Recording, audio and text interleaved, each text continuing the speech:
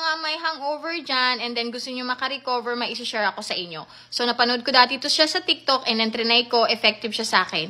So, ito yung pinaka-main ingredients natin, itong turmeric, or yung common pronunciation dito na naririnig ko is turmeric. So, yun, bahala na kayo. So, una, maglagay kayo ng konti. Ayan. And then, hot water. Ayan. Unawin nyo siya. Mas maganda kasi, unahin nyo siya para matunaw siyang mabuti with hot water. So, ayan. And then, maglalagay ako ng ginger. Of course, you can use the fresh ginger, pero mas convenient kasi sa akin to guys. At saka dito kasi sa Nome, Alaska, mahal yung mga produce. So, feeling ko nakakatipid ako dito. So, ayan. Paubos na siya kasi lagi ko tong ginagamit. Pwede nyo rin tong gawin kapag, everyday. Kasi, hindi lang naman sa mga may hangover to. Yan, ginger. And then, haluin. And then, maglalagay din ako ng lemon. Ayan.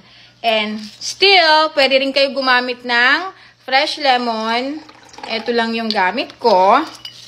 Ayan. Ito siya, guys. Nabili ko siya sa store. At saka, ito yung, ginger paste. Ayan. And then, after that, maglagay kayo ng honey. Kahit anong brand ng honey, itong honey na to, nabili namin to dun sa kaibigan ng asawa ko na nagpunta ng Hawaii. Tapos, pumunta dito, meron siyang mga binibentang honey. So, ayan. Konti lang. Meron pala kayong option, pwede nyo gawing hot or cold. Depende sa inyo. Minsan, iniinom ko to ng hot, minsan cold. So, depende. So, ayan. Halu-haluin nyo lang.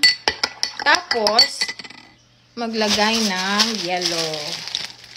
Or diretso na ng hot water kung gusto niyo. Ako kasi gusto ko cold na yun. Tapos dagdagan nyo ng tubig. Ayan. Halu-haluin mabuti. Tapos tikman nyo na.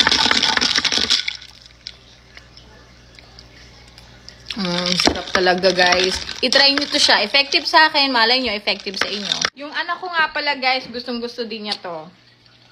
Is it yummy?